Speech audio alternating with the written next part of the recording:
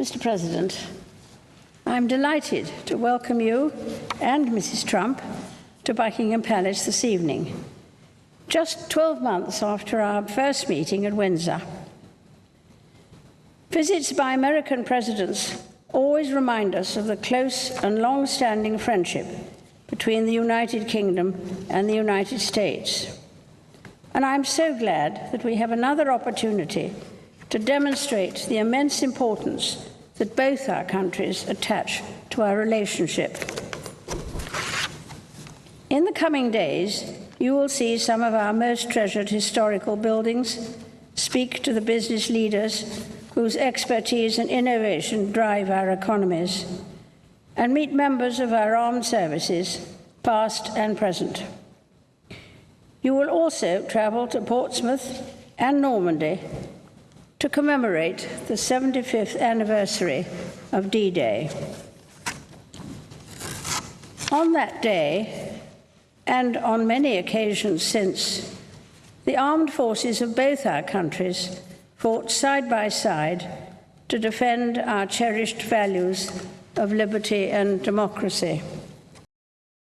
I think the Queen is making a great welcome. That's a great beginning for a speech reminding Donald Trump that we are allies with America. Europe, the whole of Europe is ally with America, and that we fight for our common values. Mr. President, in your State of the Union address this year, you paid tribute to some of the American heroes who risked their lives. And we owe an immeasurable debt to the British, American, and Allied soldiers who began the liberation of Europe on the 6th of June, 1944. I paid my first state visit to your country at the invitation of President Eisenhower. As Supreme Allied Commander, he had ultimate responsibility for the execution of the Normandy landings. In his headquarters in St. James's Square, not far from Buckingham Palace, British and American officers worked closely together to plan the freedom of a continent. And it would be no exaggeration to say that millions of lives depended on their common endeavor. I think it's a great time now to remind us all that freedom, liberty, and democracy should reign supreme on our continent, especially in America, especially in Europe. We have to defend liberty, freedom, and democracy. Unfortunately, not many people want to hear that, but sometimes you have to go to war to make freedom prevail. As we face the new challenges of the 21st century, the anniversary of D-Day reminds us of all that our countries have achieved together. After the shared sacrifices of the Second World War, Britain and the United States worked with other allies to build an assembly of international institutions to ensure that the horrors of conflict would never be repeated. While the world has changed, we are forever mindful of the original purpose of these structures, nations working together to safeguard a hard-won peace. I think that's probably one of the most important that the government has to do, is ensuring safety and security for its own people. That's the primary job of every nation, the primary job of every government. Of course, it is not only our security which unites us, but our strong cultural links and shared heritage. Every year, there are almost 4 million visits by Americans to the United Kingdom, with a great number claiming British descent. And with your own Scottish ancestry, Mr. President, you too have a particular connection to this country. We are also bound by the strength and breadth of our economic ties as the largest investors in each other's economies. British companies in the United States employ over 1 million Americans, And the same is true vice versa. I think she's doing a great job reminding Donald Trump of the history between Great Britain and the United States. Both countries have a huge history and cultural capital together. I think they are probably the best partner for each other. I believe so. Mr. President, as we look to the future, I'm confident that our common values and shared interests will continue to unite us. Tonight, we celebrate an alliance that has helped to ensure the safety and prosperity of both our peoples for decades, and which I believe will endure for many years to come. Ladies and gentlemen, I invite you all to rise and drink a toast to President and Mrs. Trump, to the continued friendship between our two nations, and to the health, prosperity, and happiness of the people of the United States. Great speech. Great speech. I think this was a great introduction and a great welcome to Donald Trump in Great Britain once again. Now in these difficult times, it's more than ever very important to build great relationship between world leaders and develop powerful country in the West. The United States needs Great Britain as Great Britain needs the United States. So let's hear now the speech of Donald Trump. He also has a couple of words to say, I believe. Your Majesty, Melania and I are profoundly honored to be your guests for this historic state visit.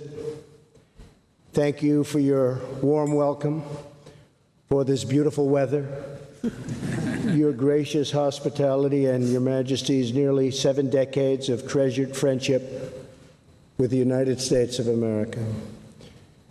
This week, we commemorate a mighty endeavor of righteous nations and one of the greatest undertakings in all of history.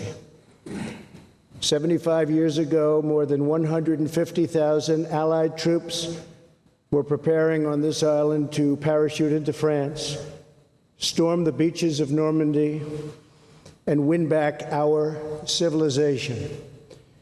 As Her Majesty remembers, the British people had hoped and prayed and fought for this day for nearly 5 years. When Britain stood alone during the Blitz of 1940 and 1941, the Nazi war machine dropped thousands of bombs on this country and right on this magnificent city. Buckingham Palace alone was bombed on 16 separate occasions. In that dark hour, the people of this nation showed the world what it means to be British. They cleared wreckage from the streets, displayed the Union Jack from their shattered homes, and kept fighting on to victory. They only wanted victory. The courage of the United Kingdom's sons and daughters ensured that your destiny would always remain in your own hands. Through it all, the royal family was the resolute face of the Commonwealth's unwavering solidarity. In April 19... That's some very, very powerful words right there from Donald Trump. Our destiny is in our own hands, and we should fight for it to remain so for today and in the near future as well, especially in these difficult times in Europe, in the Middle East, in East Asia. We have to fight for liberty, we have to fight for freedom, we have to make sure liberty and freedom prevails all over the world in each and every one of our continents. 1945, newspapers featured a picture of the Queen Mother visiting the woman's branch of the Army, watching a young woman repair a military truck engine. That young mechanic was the future Queen, a great, great woman. Her Majesty inspired her compatriots in that fight to support the troops, defend her homeland, and defeat the enemy at all cost. We also pay tribute to Prince Philip's distinguished and valiant service in the Royal Navy during the Second World War. On D-Day, the Queen's beloved father, King George VI, delivered a stirring national address. That day he said, after nearly 5 years of toil and suffering, we must renew that crusading impulse on which we entered the war and met its darkest hour. Our fight is against evil and for a world in which goodness and honor may be the foundation of the life of men in every land. Great speech, great words, powerful words from Donald Trump. Truly believe he's going to do a great job over the next few years. We will see. This evening, we thank God for the brave sons of the United Kingdom and the United States who defeated the Nazis and the Nazi regime and liberated millions from tyranny. The bond between our nations was forever sealed in that great crusade.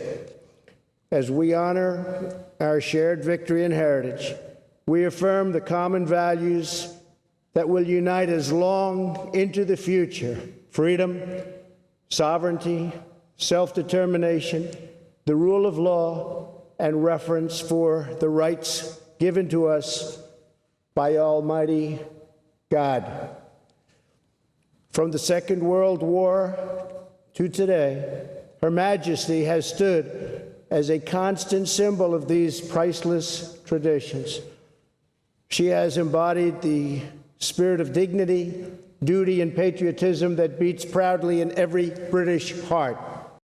I agree that the Queen did a great job. Great sacrifice for her country. Very, very powerful figure, respected all around the world. On behalf of all Americans, I offer a toast to the eternal friendship of our people, the vitality of our nations, and to the long-cherished and truly remarkable reign of Her Majesty, the Queen. Thank you. Thank you.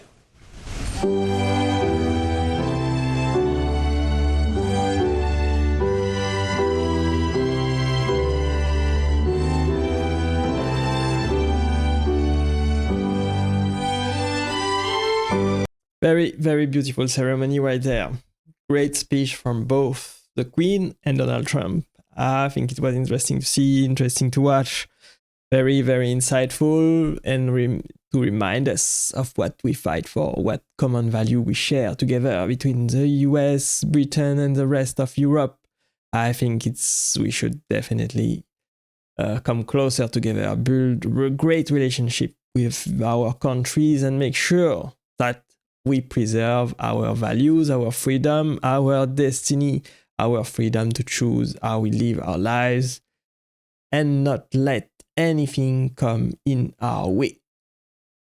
I hope you enjoyed this video with me today. I hope you like this video. Thanks for watching and staying with me to the end. I really appreciate you being there. Click right there to watch the next video, and I will see you there. Bye bye.